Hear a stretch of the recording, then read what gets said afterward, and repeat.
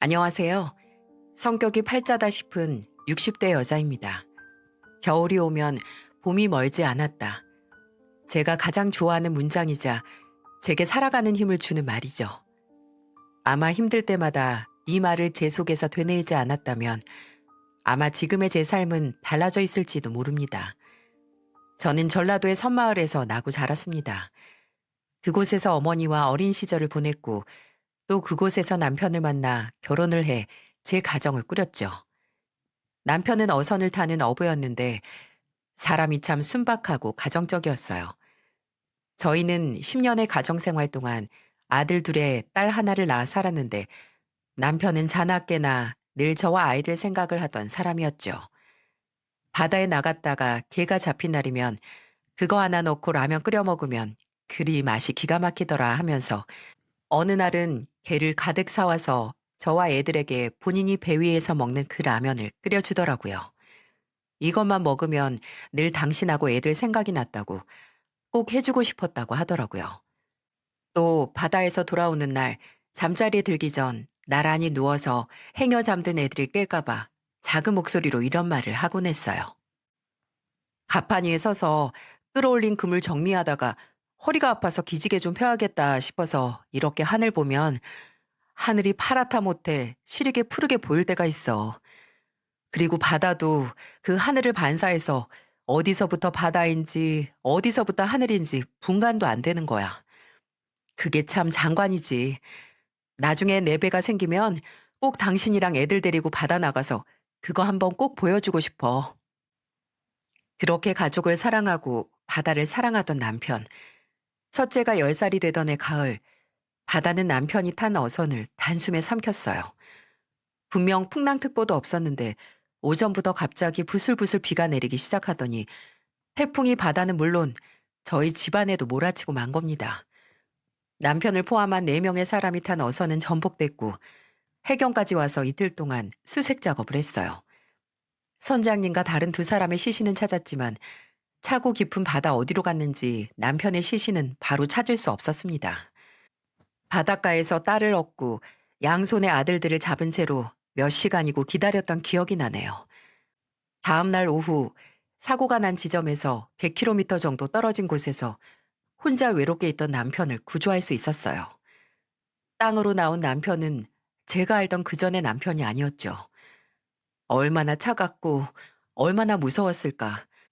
배가 뒤집혀 목 아래까지 바닷물이 차올랐을 때도 남은 가족을 걱정했을 남편을 생각하니 저도 덩달아 숨이 막히는 기분이었습니다. 바다에게 빼앗긴 남편의 장례식에서 저는 새 아이와 함께 빈소를 지켰어요. 7살, 5살이었던 둘째와 셋째는 아직 아버지의 죽음이 뭔지 제대로 알지 못해 그저 엄마가 우는 걸 보고 함께 울었지만 첫째는 입술을 꽉 깨물고 아버지의 영정사진을 차마 쳐다보지도 못하는 엄마의 손을 놓지 못했습니다.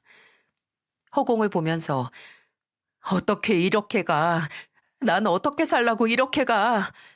라고 울부짖으며 당장이라도 남편 곁으로 가고 싶다가도 옆에 있는 애들을 보고 그래, 나까지 떠날 수 없지 라는 생각에 울음을 삼켜야 했어요.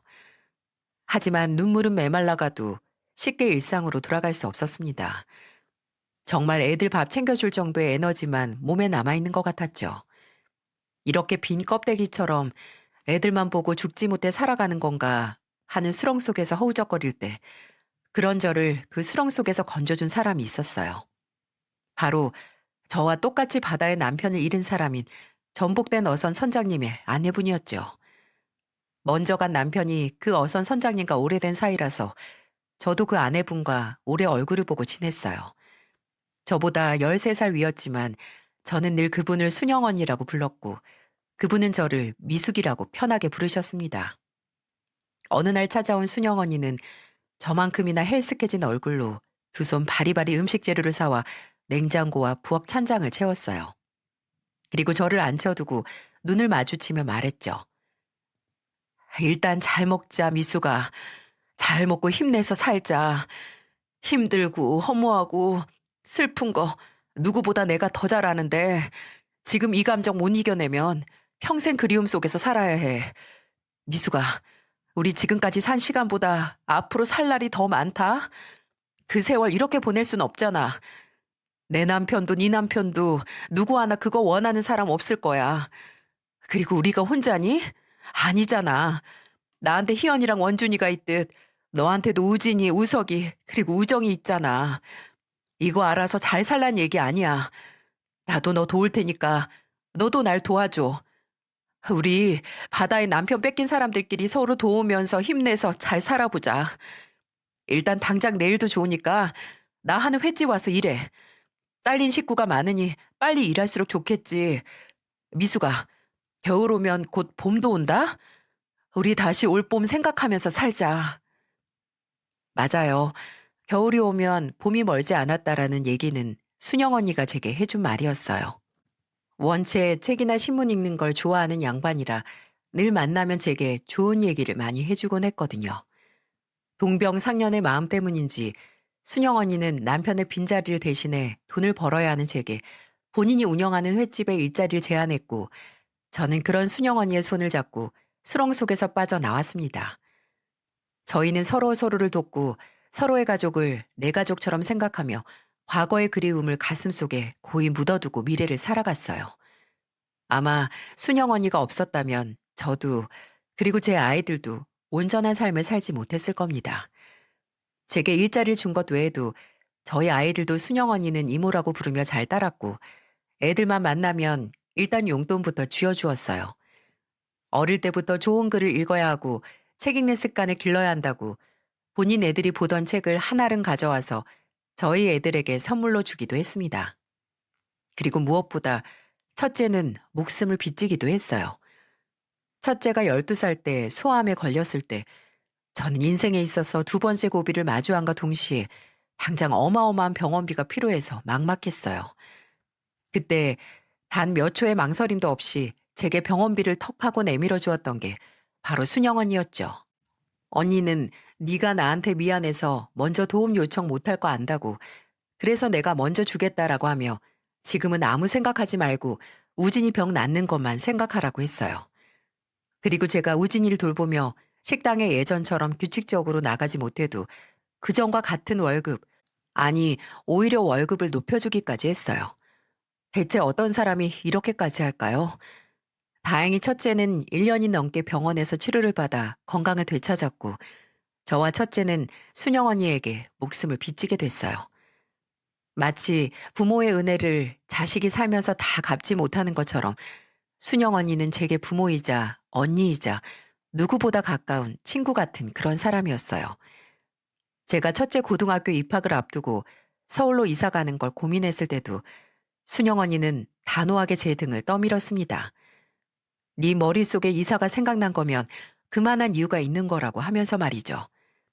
그렇게 저는 순영 언니의 조언으로 서울로 이사 가는 걸 선택할 수 있었고 직구할 때 보태라고 제게 퇴직금 명목으로 7천만 원이라는 돈을 쥐어주었죠. 서울에서 생활을 시작하면서 하루에 한 번은 꼭 순영 언니에게 전화를 했던 것 같아요. 좋은 일 생기면 좋은 일 생기는 대로, 슬픈 일이 생기면 슬픈 일 생기는 대로, 주로 슬픈 일로 연락할 때는 둘째가 여기저기서 사고를 치고 다닐 때 많이 연락했죠.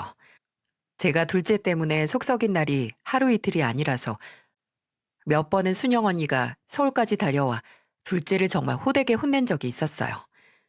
네 엄마가 널 어떻게 키운 줄 아냐며 몸 갈아가며 니들 인생 조금이라도 더 편하게 완벽하게 살게 하기 위해 산 사람이라고. 태어났으면 그래도 제대로 살아야 되지 않겠냐고 몇 시간을 훈계를 했었죠. 그리고 첫째가 대학에 합격해서 학교를 다니고 있을 무렵 연락을 받았습니다.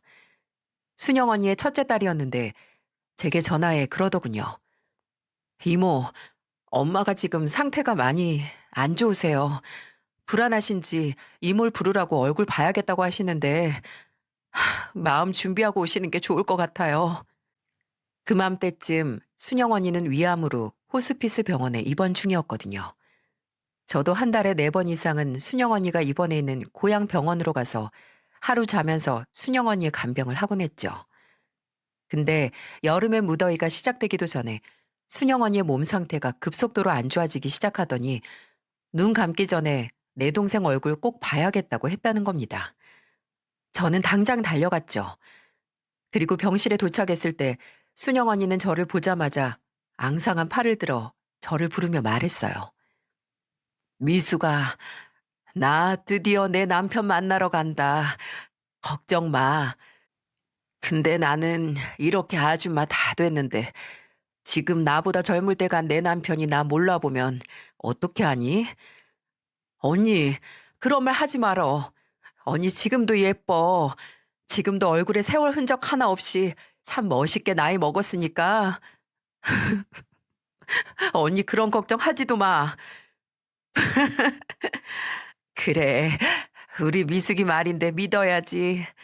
미숙아, 내가 네 신랑 만나서 미숙이 혼자서 애들 키우면서 잘 살고 있다고 걱정 말라고 같이 기다리자고 할 테니까 너는 아프지 말고 오래오래 건강하게 살다가 우리 만나러 와라.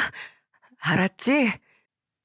그렇게 순영 언니가 마치 잠든 것처럼 영원히 눈을 감고 저는 이제 돌아가야 할 마음의 고향을 영원히 마음속에 묻었습니다. 기쁜 일이 생기고 슬픈 일이 생겨도 당장 전화를 걸어 이걸 나눌 수 없다는 걸 깨닫고 멍하니 휴대폰을 들고 있을 땐 참 서럽고 외로워지더라고요. 하지만 언제까지 평화롭게 눈 감은 순영 언니에게 의지하며 살 수 없는 노릇이니 기쁨은 여러 사람과 나누고 또 슬픔은 속으로 삼키며 그렇게 살았네요. 그래도 그맘때쯤 사고 치는 게 특기이자 취미인 둘째가 비교적 얌전해졌을 때라 순영 언니한테 전화하고 싶다라고 생각할 일이 많이 안 생겼던 것 같네요. 제 자식이고 제 배에서 태어난 애들이지만 첫째와 둘째는 달라도 너무 다른 성격이었어요. 첫째는 기본적으로 성정이 조용하고 간이 작아 걱정도 겁도 많아 참 얌전했습니다. 왜 엄마가 하지 말란 짓은 절대 안 하는 애들 있잖아요. 그런 애가 첫째였어요. 그리고 둘째는 참 이 녀석 어렸을 때 속 많이 썩였습니다. 밤에 자다가 동네에서 누가 시비가 붙은 것처럼 소란스러운 소리가 들리면 심장이 철렁 소리를 내면서 잠에서 깨어났어요. 혹시 또 둘째가 시비가 걸려서 싸우는 거 아닐까 하고요. 중학교 때부터 엇나가기 시작하더니 담배에 술은 기본이고 애들끼리 모여다니며 싸움을 하고 다녀서 경찰서에 호출을 받고 후들거리는 다리로 간 게 수십 번이었어요. 아마 여기까지만 들으면 여러분은 제가 둘째 문제로 이 사연을 보냈을 거라고 생각하실 수 있겠지만 제가 사연을 보낸 이유는 시한폭탄 같던 둘째 때문이 아닙니다. 오히려 둘째는 대학 진학을 포기하고 군대 갔다 와서 철이 들었어요. 본인 인생과 또 가족의 인생을 책임질 수 있게 기술을 배웠고 전기공사 기술자로 일을 시작했죠. 셋 중 가장 먼저 결혼을 해서 그런가 한순간 가장 어른스러워져서 한 가정의 가장이 됐습니다. 아마 결혼 상대를 참 잘 만난 것도 둘째가 정신 차리고 제대로 살게 된 이유가 됐을 거예요. 둘째 며느리는 치위생사였는데 참 밝고 싹싹했고 보기엔 마냥 순할 것 같았지만 까칠하고 예민한 둘째를 휘어잡고 사는 것 보면 내실도 곱고 강하다는 거겠죠. 둘째가 조금이라도 투덜거릴 때 둘째 며느리가 미소 지으면서 왜 그렇게 꿍시렁거려? 꿍시렁거리면서 하면 기분이 더 좋아? 라고 말하면 둘째는 바로 입을 꾹 다물고 묵묵히 할 일을 했습니다. 참 이래서 결혼을 잘해야 한다는 말이 나왔구나 싶게 둘째는 둘째 며느리 덕분에 사람 노릇하며 제게도 전에 없던 좋은 아들이 됐습니다. 무뚝뚝하던 놈이 점점 조금씩 부드럽고 여유 있게 변하면서 분노를 제외한 본인의 감정을 표현하기 시작하더라고요. 둘째는 이렇게 결혼해서 본인의 좋은 모습만 끌어올려 잘 살았는데 첫째는 정반대였습니다. 결혼으로 인해서 본인의 가장 안 좋은 모습을 끌어올린 게 바로 그 착하고 얌전하던 첫째였기에 더더욱 제게 큰 충격을 안겨줬어요. 첫째는 둘째보다 3년 정도 늦게 31살 되던 해에 결혼을 했는데요.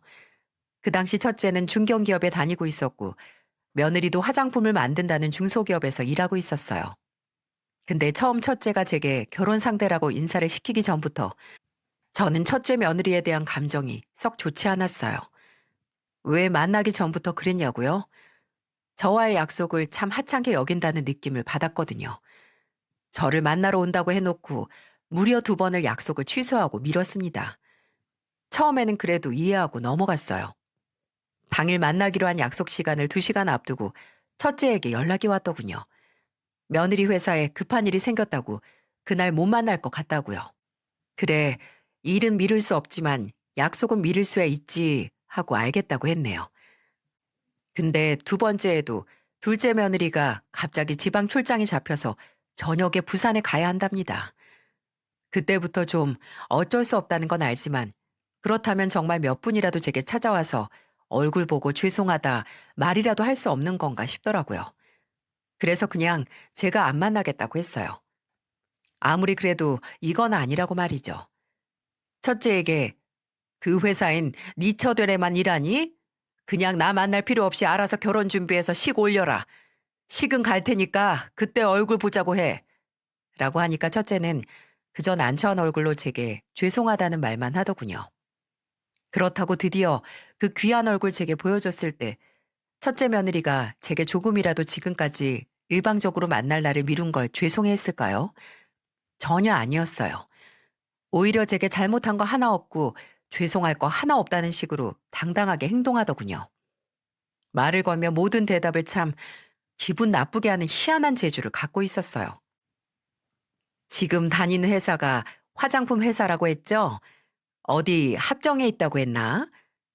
네. 집은 천호동 쪽이라고 하던데 회사가 멀어서 좀 힘들겠네. 다닐만 해요. 아버지께서는 일찍 정년 퇴임하셨다고 들었는데 그럼 어머니께서는 아직도 일하시고? 아니요. 그냥 집에 계시겠죠? 진짜 입맛이 싹 달아났어요. 뭐 무서워서 또 물어보겠나요? 그때 아무래도 얘는 아니다.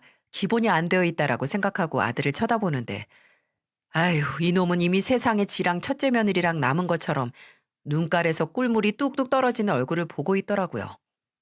애미가 무슨 말을 한들 알아먹을 얼굴이 아니었기에 그래 제가 살면서 되어야 알지 내가 지금 말한다고 오히려 그 사랑 나부랭이에 더 불만 붙겠다 싶어서 아무 말 안 하고 알아서 잘 살라고 애미로서 축하만 해줬네요.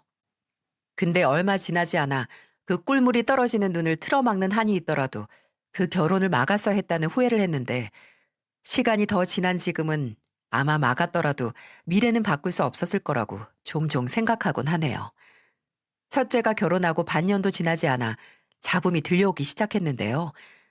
첫째는 크게 부부싸움을 했다고 제게 연락을 해왔어요. 근데 말다툼을 하다 첫째 며느리가 그랬답니다. 본인은 절대로 애 안 갖고 안 낳는다고요. 황당했죠. 그래서 푸념을 늘어놓던 아들의 말을 막고 물었습니다. 아니, 임신을 안 하겠다니? 그거 결혼 전에 서로 의견 맞췄었니? 합의한 거야? 아니에요. 결혼 전에는 지우가 일 욕심도 많고 지 커리어에 자부심이 강하긴 했어도 딱히 애를 낳고 안 낳고 이런 얘기 한 적은 없어요. 지금 이 말을 참 하고 싶은데 이제 결혼을 생각하는 젊은 사람들은 꼭 결혼 전 그저 자잘한 문제도 모두 미리 이야기를 나눴으면 합니다. 아니, 치약은 앞에서부터 짜고 뒤에서부터 짜는 걸로도 싸움이 나는 게 신혼 부부라잖아요. 그러니 부디 인생에 있어서 중요한 결정이나 삶을 대하는 태도는 꼭 대화를 통해서 결혼 전부터 확실히 의견을 조율하고 나는 이렇고 저는 이렇구나 알고 하길 바랍니다. 요새는 결혼한다고 꼭 애를 낳는 것도 아니고 늙은 애미도 아는데 그거 하나 생각 못하고 자기 이제 어쩌냐고 푸념하는 아들이 그저 안쓰럽게만 느껴지지 않고 답답했네요. 둘째는 이미 결혼하기 전부터 확실히 모든 걸 의논하고 결혼했거든요. 둘째네는 결혼을 20 중반에 일찍 해서 오래 둘이서만 살면서 경제적으로 기반을 다진 뒤 30 후에 아이를 낳기로 말이죠. 제게도 먼저 알려왔습니다. 더 준비가 된 상태에서 아이를 낳고 싶다고요. 이렇게 결과가 뭐든 서로 이야기를 해야 하는데 그래서 저라도 확실히 말했죠. 너 결혼 전에 신중하게 결정 못하고 감정에만 충실했던 값 치르는 거라고 생각해. 지금 확실히 할 때야. 지우랑 진지하게 얘기해보고 그 말 한 게 그저 다툼하다가 나온 말인지 진심인지 알아보란 말이야. 그리고 네가 원하는 바와 다르면 일찍이 남들 눈 생각하지 말고 갈라서든지 해. 그 나이 먹고 엄마한테 전화해서 우는 소리 그만하고. 그 후 첫째는 갈라섰을까요? 그 일이 있고 몇 개월 뒤 첫째는 멍청한 얼굴로 첫째 며느리의 임신 소식을 알려왔습니다.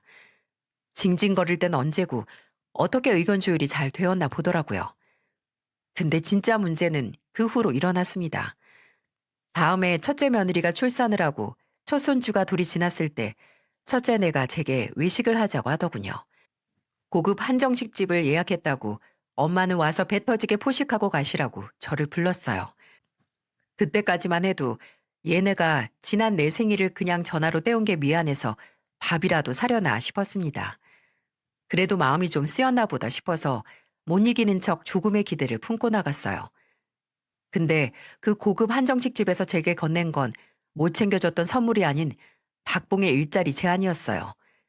처음에는 눈물이 나올 만한 감언이설로 시작을 하더군요. 어머님, 제가 결혼하고 바쁘다고 많이 찾아뵙지도 못하고 연락도 잘 안 드려서 많이 서운하셨죠? 좀 모자라고 부침성 없는 며느리 보고 얼마나 속이 답답하셨겠어요. 저는 처음에 그냥 부모가 된다는 게 무섭고 불안했는데 직접 낳고 막상 부모가 돼 보니까 더 불안하고 무서운 거 있죠. 이 작은 애를 언제 다 키우나 하고요. 맞아요, 엄마. 요새 이 사람 시도 때도 없이 자는 승민이 들여다보고 승민이가 눈에서 안 보이면 불안해하고 이래선 회사 복귀하고도 꽤나 고생하겠어요. 그래서 말인데, 엄마, 지우 회사 육아휴직 기간이 반년밖에 안 돼요. 그것도 몇 주 전에 가서 인수인계 받고 해야 해서 이제 2달도 채 안 남았어요. 근데 저희가 승민이를 두고 계속 일을 할 수가 없잖아요. 그래서 그런데 승민이 어린이집 갈 나이 전까지만 엄마가 좀 봐주실 수 있을까 해서. 뭐? 예. 네 엄마 지금 건강해 보여도 그렇게 안 젊어. 환갑 넘어서 갓난쟁이를 보라고? 애를 낳았으면 당장 다른 사람한테 도움을 요청하기 전에 니들 선에서 해결할 생각을 해야지. 어머님, 그게 말이 쉽지. 요새 맞벌이 부부들 중에 부모님 도움 안 받는 사람은 거의 없어요. 아휴, 둘 중 연봉이 더 적은 사람이 잠깐 일 그만두고 승민이 크면 다시 취직을 하든 아니면 니들 퇴근 전까지 봐줄 보모를 구하든 할 생각은 했니? 엄마, 요새 시터 구할 돈이면 차라리 우리 중 한 명 일 안 하고 직접 보는 게 나아요. 그리고 아무래도 남의 손에 맡기기 불안하죠. 엄마면 저희가 무조건 믿고 맡길 수 있지만, 그리고 일 쉬고 있다가 복직하는 거 쉬운 거 아니에요. 잠깐 몇 년 쉬려고 하다가 평생 쉬게 된다고요. 우리도 이제 애 키워야 하는데 바짝 벌어야 해서 맞벌이를 안 하고 싶어도 할 수밖에 없고, 특히나 나 하는 자산운용은 정보력이 생명력이라서 몇 달만 뒤쳐져도 바로 나락이에요, 나락. 몇 년을 쉴 여유가 없어요, 엄마. 엄마, 우리 그냥 도와만 달라는 거 아니에요. 엄마한테 매달 100만 원씩 꼬박꼬박 용돈도 드릴 거고. 보모 쓰는데 니들 중 한 명 월급이 들어간다고 어렵다고 했으면서 나한테는 고작 100 주면서 애 맡기려고 하는 거니? 아, 어머님, 그렇게 들으면 적게 들릴 수도 있는데요. 그것 말고도 저희가 생각이 있죠. 일단 어머님이 저희 집에 들어오셔서 같이 살면서 뭐 생활비나 식비나 관리비 또 편찮으시면 병원비까지 그런 전반적인 비용도 싹 다 저희가 낼 거예요. 그럼 그 100만 원은 온전히 어머님이 원하시는 대로 쓸 수 있는 목돈이나 다름없죠. 그러니까 저희 한 번만 도와주세요. 네? 저 정말 계속 일하고 싶고 이 사람이랑 같이 승민이한테 더 좋은 삶을 물려주고 싶어요, 어머님. 무슨 보험 상품 추천하듯 제게 황혼 육아를 부탁하려는 며느리와 아들. 당황스럽고 내키지 않았지만 그 간절한 호소에 일단 생각해 보겠다고 말했습니다. 그리고 며칠 동안 밤잠도 설쳐가면서 고민했죠. 아들 내외 돕는다고 이제 성치 않은 내 몸 갈아 넣어 손자를 돌보는 건 이제 절반도 안 남았을 내 인생이 너무 불쌍하기도 하고 또 그냥 거절하기엔 마음속으로 걸리는 게 너무 많았습니다. 일단 솔직히 말해서 첫째 아들과 며느리는 그렇게 좋은 부모가 아니었어요. 물론 손자를 누구보다 사랑하는 건 알았지만 딱 전형적인 젊고 철없고 준비 안 된 부모였죠. 한 번은 제가 첫째네 집에 간 적이 있었는데 손자가 아무리 울어도 며느리는 출출하다고 주방만 왔다 갔다 하고 노트북인지 뭔지만 하고 있고 아들은 가끔 와서 손자 안고 달래는 척만 하고 다시 소파에 앉아서 휴대폰만 들여다보는 겁니다. 그래서 제가 가서 손자를 달래려고 안아들었는데 세상에 작은 손자의 몸이 글쎄 불덩인 겁니다. 저는 바로 아들의 등짝을 사정없이 때리며 애가 열이 나는데 뭐 하는 거냐고 당장 찾기 챙기라고 고함을 질렀어요. 다행히 병원에 도착한 손자는 조치 후 금세 안정을 찾았지만 의사는 조금의 미열도 아이한테 치명적일 수 있는데 왜 이렇게 펄펄 끓을 때까지 방치했냐고 한 소리를 하더군요. 저는 그날 처음으로 첫째 아들의 뺨을 사정없이 때렸습니다. 며느리는 차마 내 자식 아닌 남의 딸이니 때리지 못하고 호되게 야단만 쳤어요. 니들이 그러고도 부모냐고, 애 아픈데 신경도 안 쓰고 지들 할 일만 하는 게 부모냐고 제 머리가 아플 정도로 고래고래 소리를 질렀습니다. 그때 기억이 나니 앞으로 그들이 맞벌이를 하며 손자를 키울 거란 생각에 제 고민은 날이 갈수록 불어나는 눈덩이 마냥 커졌죠. 그런 저를 둘째도 셋째도 말렸습니다. 둘이서 알아서 하게 냅두고 괜히 엄마가 나서서 돕지 말라고 하더군요. 하나를 원하면 둘도 원하게 되고 이미 애 봐주라고 하면서 단돈 100만 원 주는 것부터 글렀다고 둘째는 본인이 형에게 말하겠다고 성질까지 냈어요. 근데 이미 제 마음은 한 가지 선택으로 몰렸습니다. 제가 앞서 말했던 것처럼 성격이 팔자잖아요. 단호하게 끊어내지 못하고 저는 첫째네 집으로 들어가 함께 살며 손자를 봐주기로 마음을 먹었어요. 손자가 걱정되기도 했지만 아마 어렸을 때 죽을 고비를 넘겼던 첫째가 자꾸 눈에 밟혀서 모른 척할 수 없었나 봅니다. 근데 정말 성격이 팔자라고 그 선택과 함께 제 앞에 지옥문이 열렸습니다. 저는 그저 손자만 봐줘야 했던 게 아니라 첫째네 집안일까지 도맡아야 했어요. 근데 이건 저도 어느 정도 예상을 했던 일이긴 하지만 그래도 이건 해도 너무한 거 아닌가요? 정말 단 한 번을 나서서 하려고 하지 않더라고요.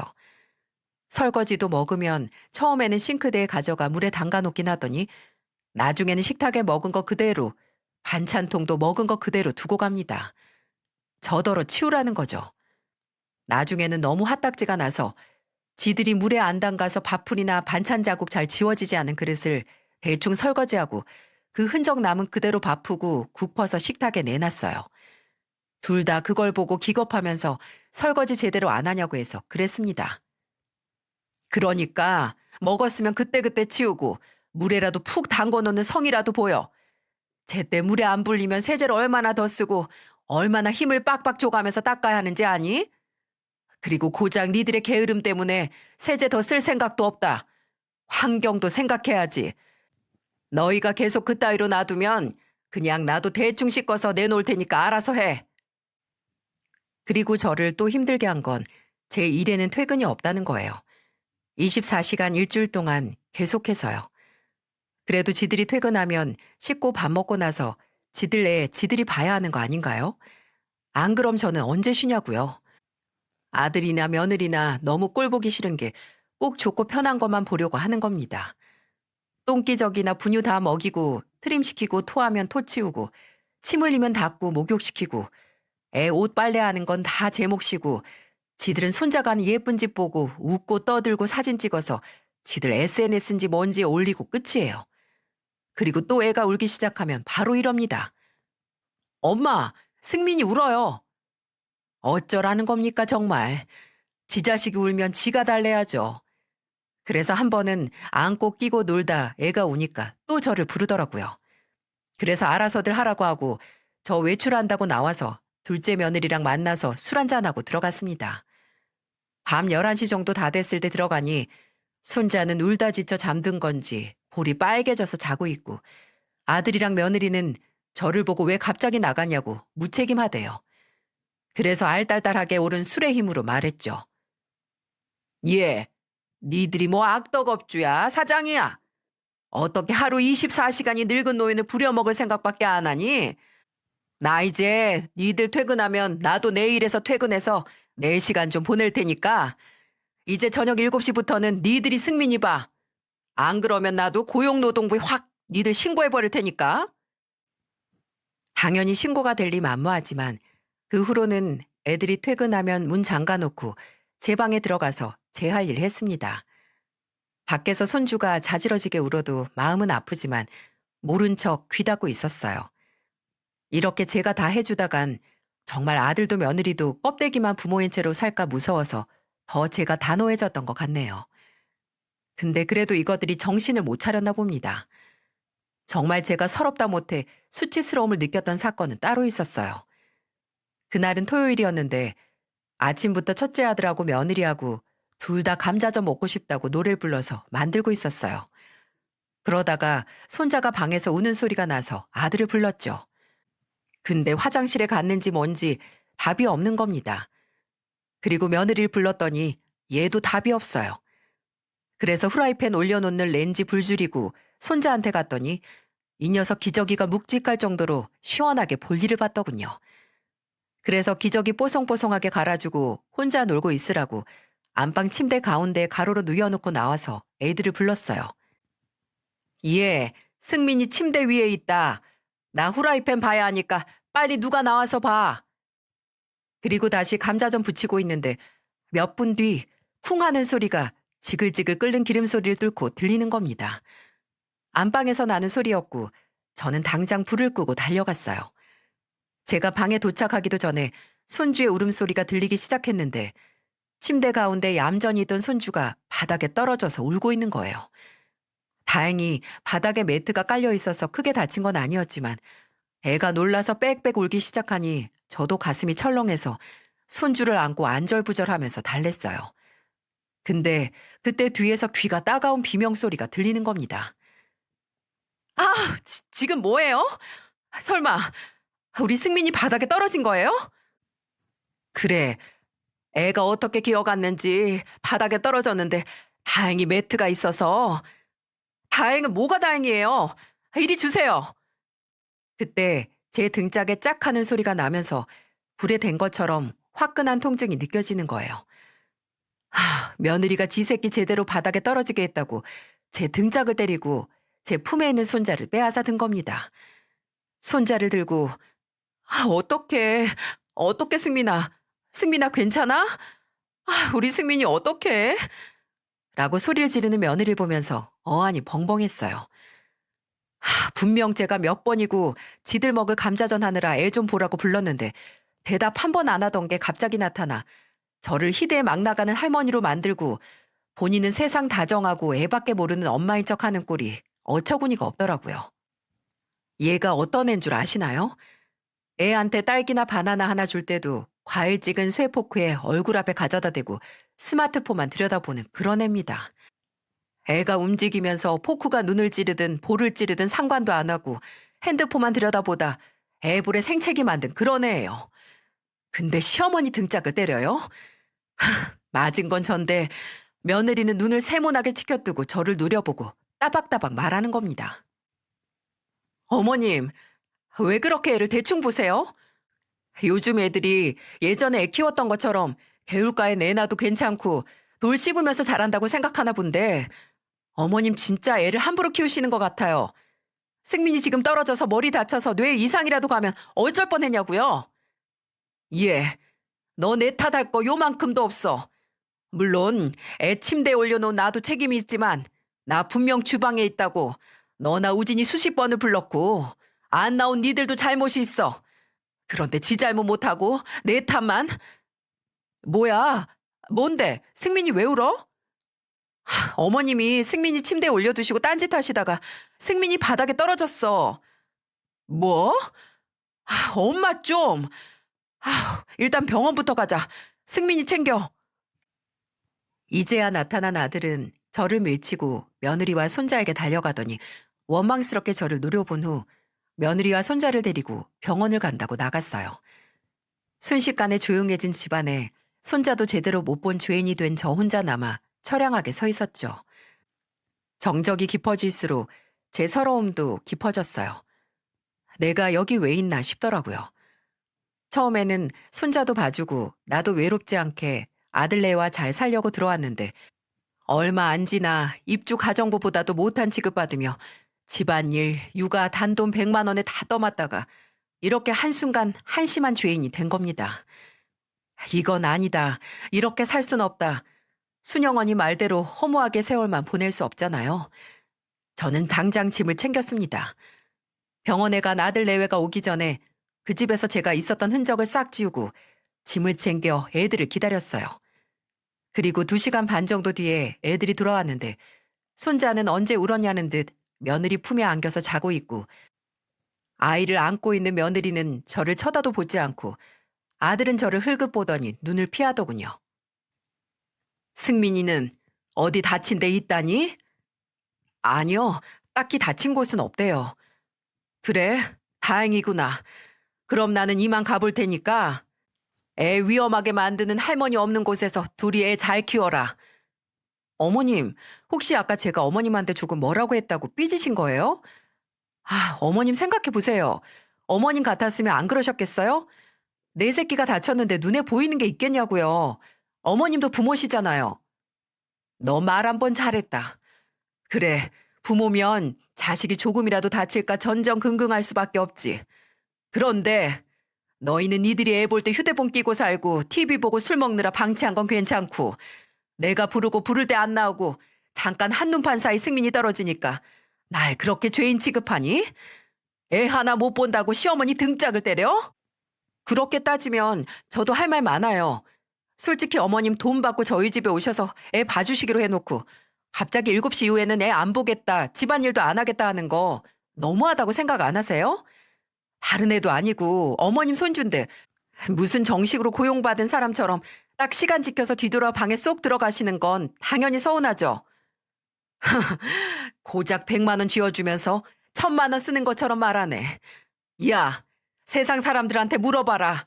새벽부터 애 우는 소리에 깨서 일어나서 애 보고 니들 출근 시간 맞춰서 아침 차려주고 또 출근하면 혼자 집안일하고 동시에 애 보고 니들 퇴근하면 또 저녁 차려주고 그때서 쉬는 게 그렇게 꼴보기가 싫었니?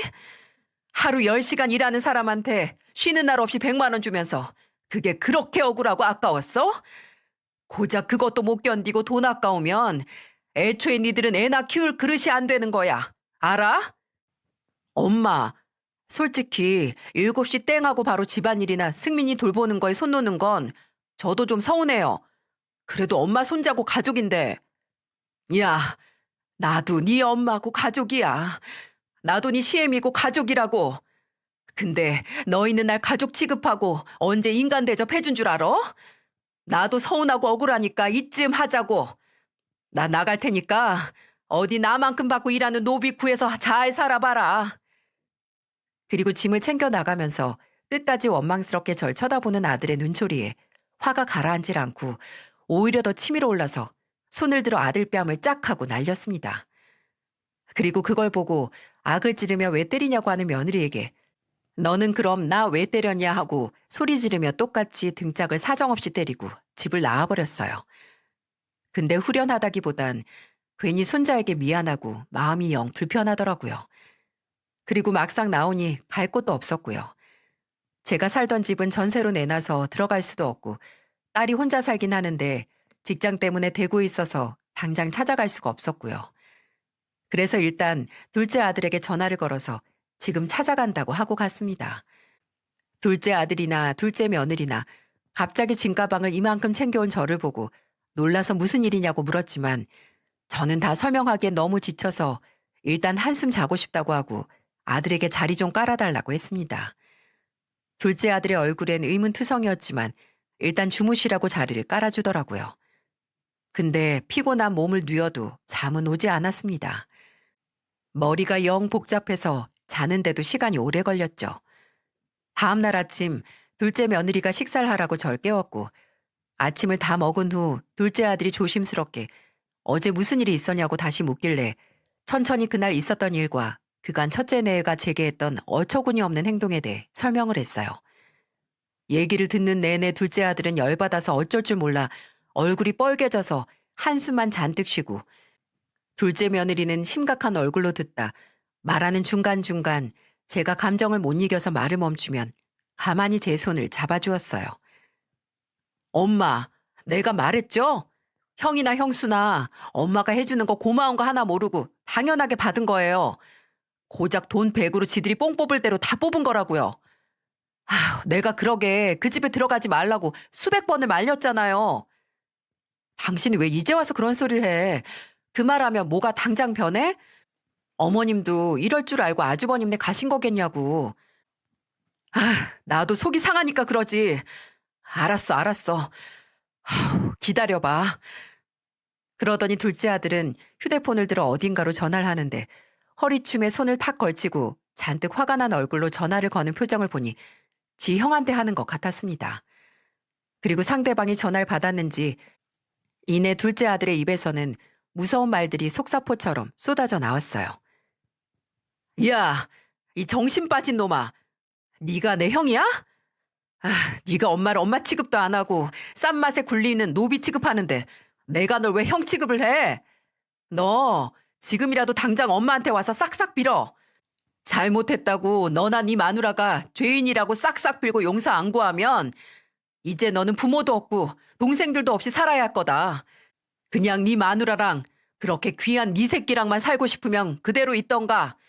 이제라도 가족 챙겨야겠다는 일말의 정신머리 남았으면 와서 용서 빌어. 알아들어? 둘째 아들이 이렇게 말했을 때 과연 첫째 아들이 한 걸음에 달려와 며느리와 함께 용서를 구했을까요? 오히려 지들이 먼저 연락을 끊더군요.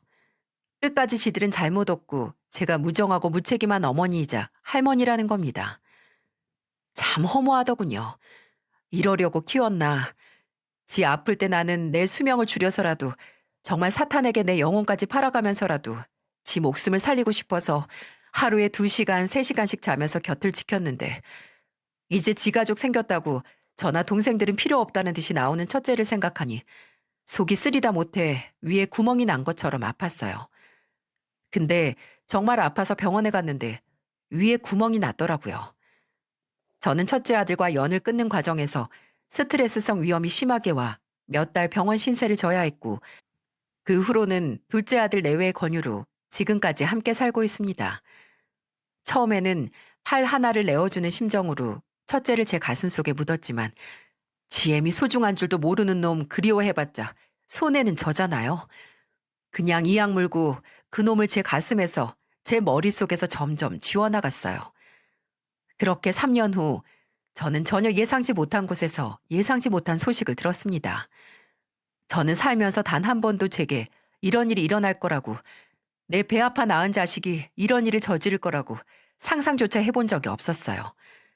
제게 연락을 해온 건 첫째 아들도 며느리도 아니었습니다. 전화를 한 사람은 바로 안사돈이었어요.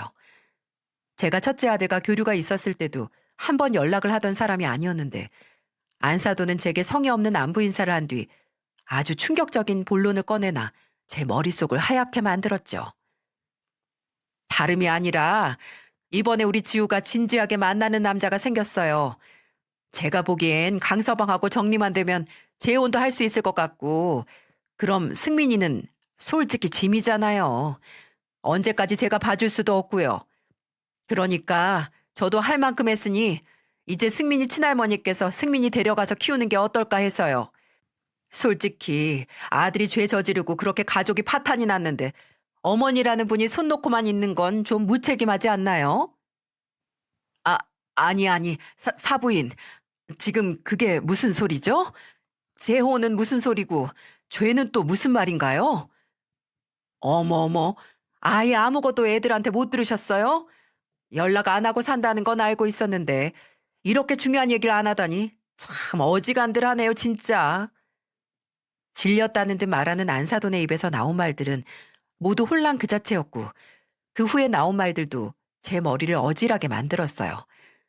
알고 보니 몇 달 전에 첫째가 회사에서 공금 횡령으로 구속이 됐다는 거예요. 그 금액이 수십억이고 심지어 이직하기 전에도 그 짓을 했던 게 탄로나 두 회사에선 합의나 선처를 해주지 않아 1년 6개월 선고받아 지금 형을 살고 있다는 겁니다. 제 아들이 지금 감옥에 있다고요. 그리고 혼자 손주를 키우기 힘든 며느리는 본인 친정에 애를 맡겼는데 감옥에 간 남편은 안중에도 없고 자식도 안중에도 없이 다른 남자를 만나 새 출발을 앞두고 있으니 그 장애물이 될 손자를 제게 데려가라는 거죠. 고작 3년 동안 무슨 일이 있었던 건지 안사도는 그저 생각해보고 데려갈 거면 다시 연락 달라는 말을 남긴 채 전화를 끊었고 저는 한동안 그 자리에 멍하니 서서 아무것도 할 수가 없었네요. 일단 첫째를 만나 직접 얘기를 듣고 싶었기에 둘째에게 부탁을 해 교도소 면회 날짜를 잡아달라고 했어요. 그걸 들은 둘째는 절대 가지 말라고, 왜 가냐고, 그 안 사돈 얘기도 그냥 무시하라는 겁니다. 그래도 그럴 수가 없어서 같이 가달라고도 안 하고 걱정할 일 안 할 테니까 하는 방법이라도 알려달라고 했는데 둘째 며느리는 제 마음을 알았는지 면회 날짜를 잡아주고 교도소 앞까지 차로 데려다 줬어요. 그렇게 3년 만에 교도소라는 곳에서 저는 첫째 아들을 만났습니다. 한때는 행여 내가 자다가 애가 잘못될까 잠도 설치며 자는 모습을 바라보던 그 애를 말입니다. 첫째는 교도관 따라 접견실로 들어와 제 얼굴을 보자마자 바로 고개를 떨구고 통곡을 하기 시작했어요. 울면서 엄마, 엄마 하고 부르며 연신 죄송하다고 되뇌었죠. 근데 그 모습을 보는 저는 눈물 한 방울도 안 나오고 그저 한숨만 나오는 겁니다.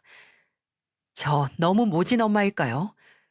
저는 아들의 울음소리가 점점 작아졌을 때 물었어요. 대체 어떻게 된 거냐고. 횡령은 뭐고 승민이랑 승민이 엄마는 어떻게 된 거냐고 물었죠.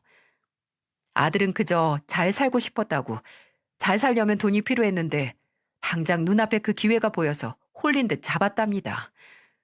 근데 욕심은 끝이 없어서 꼬리가 잡혔고 이렇게 죗값을 받고 있다고요. 근데 승민 엄마는 그걸 못 참고 교도소 들어오고 2달 만에 면회 와서 이혼하자고 하더라. 너무 괴롭고 승민이한테 미안하다. 그리고 엄마한테도 너무 죄송하다며 눈물을 뚝뚝뚝 흘렸습니다. 무슨 말을 해야 할지 모르겠더군요. 마냥 위로해주고 싶지도 않았고 또 마냥 욕을 하고 싶지도 않았어요. 그래서 한동안 진짜 죄인이 된 첫째의 정수를 보고 있다가 입을 열었어요.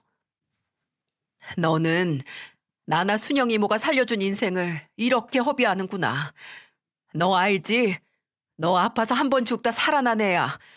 근데 인생을 이렇게 교도소에 들어오니 기분이 어떠니? 처음에는 나도 네가 결혼을 잘못해서 승민 엄마한테 홀려서 정신 못 차리고 엄마도 못 알아보는 줄 알았다. 근데 아니야. 너는 그냥 기회만 있다면 네 엄마 죄인 취급하고 노비 취급했을 놈이다. 봐라. 지금 남의 돈에 손대서 이러고 있지 않니? 승민 엄마가 당장 지 자식 버리고 재혼한다는 거 부모로서 100번 질타받고 손가락질 받아야 할 잘못 맞는데 넌 그런 승민 엄마 탓할 자격도 없어. 애초에 네가 돈에 눈 멀어서 이렇게 안 됐으면 나는 내팽겨졌어도 똑같은 니들끼린 잘 살았겠지. 여기서 죗값 받아라. 받고 정신 차리고 나와서 네가 알아서 새 인생을 살든 해. 나는 이제 너란 애를 모르겠고 네가 내 아들이라는 것도 믿겨지지 않는다. 그렇게 말하고 저를 부르며 우는 첫째 아들을 뒤로 한 채 접견실을 나왔습니다. 이미 저 안에 있는 사람은 제 아들이 아니었어요. 그렇게 연은 끊었지만 그래도 같은 하늘 아래 살고 있던 아들을 완전히 잃어버린 기분 때문에 우울하고 복잡했는데 그새를 못 참고 다시 안서돈이 저를 재촉하더라고요. 언제까지 기다려야 하냐고. 제가 안 오면 지들도 어쩔 수 없이 시설에 보내든 기관에 보내든 할 수밖에 없다고 거의 협박을 하는 겁니다. 아휴, 교도소 간 사위와 자식 버리고 간 딸 때문에 힘든 건 알겠는데 그래도 본인들 손자이기도 한데 참 너무하지 않나요? 저는 행여 부모와 가족이 있음에도 버림받고 보육시설에 맡겨져서 자랄 손자가 눈에 아른거려 몇 날 며칠 잠도 못 잤고 끝내 둘째 내외와 상의 끝에 안 사돈 집에 가서 손자를 데리고 왔습니다. 3년의 공백만큼 손자는 저를 잘 알아보지 않고 저를 보자마자 울음을 터뜨렸지만 전 그 눈물이 왜 지금 왔냐고 저를 원망하는 눈물 같아서 손자를 안고 나와 집에 가는 내내 함께 울었어요. 저와 비슷한 상처를 갖고 있는 손자와 앞으로 함께 살아가야 할 시간이 참 아득해서 버겁기도 하고 그래도 나 없으면 어떻게 하나, 얘 없으면 나도 어떻게 하나 하는 망감이 교차하더라고요. 지금도 둘째 내외와 함께 손자를 키우며 살고 있습니다. 둘째 내외에게 아직 자식이 없어서 그렇지 둘 사이에 애가 생기면 저도 제 집 전세 계약이 끝나는 대로 다시 돌아가 손자와 둘이서 살 생각이에요.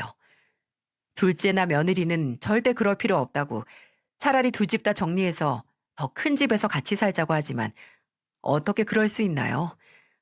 아직 제게 힘이 있는 한 계속해서 자식에게 의지할 수는 없죠. 앞으로 반년만 있으면 첫째가 출소를 하는데 솔직하게 말하자면 출소를 해서도 그냥 혼자 알아서 살았으면 좋겠습니다. 평생 저 혼자 손자 돌봐도 되니까 저나 손주 앞에 안 나타났으면 하는 생각이 있어요. 물론 나와서 지 자식 보고 싶다고 하면 둘째 아들을 통해 만나게 해줘야겠지만 저는 앞으로 첫째 아들의 얼굴을 보고 싶지 않습니다. 마지막으로 제게 보였던 모습이 너무나 실망스러웠고 또 저를 죄인 취급하더니 진짜 지가 죄인이 된 걸 보니 아마 시간이 아무리 지나도 첫째가 예전의 모습처럼 보이지 않을 것 같아 마주하기도 두렵습니다. 분명 제 자식은 맞는데 그 사실을 부정하고 뒤돌아서고만 싶네요. 이렇게 인생이 굴곡지니 제가 겨울이 오면 봄이 멀지 않았다라는 말을 좋아하는 거겠죠. 힘든 일이 터져서 당장 모든 걸 놔버리고 싶으면서도 다음날 손자가 웃으며 제게 달려와 저와 나를 그린 그림을 보여주면 아, 이게 봄이구나 싶은 생각에 내가 겪은 겨울의 혹독한 추위를 잊게 되니까요. 이래서 사람은 망각의 동물이고 사는 게 괴로움의 연속인 걸 알고 있음에도 계속해서 찰나의 행복과 즐거움을 금캐듯 찾으며 사나 봅니다. 지금은 조금 있으면 출소하는 첫째도 앞으로 저 혼자 어린 손주를 키울 아득한 미래도 깊이 생각하고 싶지 않네요. 그저 당장 주어진 현실을 하루하루 살아가며 다음에 찾아올 봄을 기대하며 사는 게 지금 제가 할 수 있는 최선이라는 생각이 듭니다. 봄을 찾는 제 이야기를 들어주셔서 참 감사합니다. 앞으로 수많은 겨울이 와도 우리 함께 그 후에 올 봄을 생각하며 열심히 버티며 살아갔으면 좋겠습니다.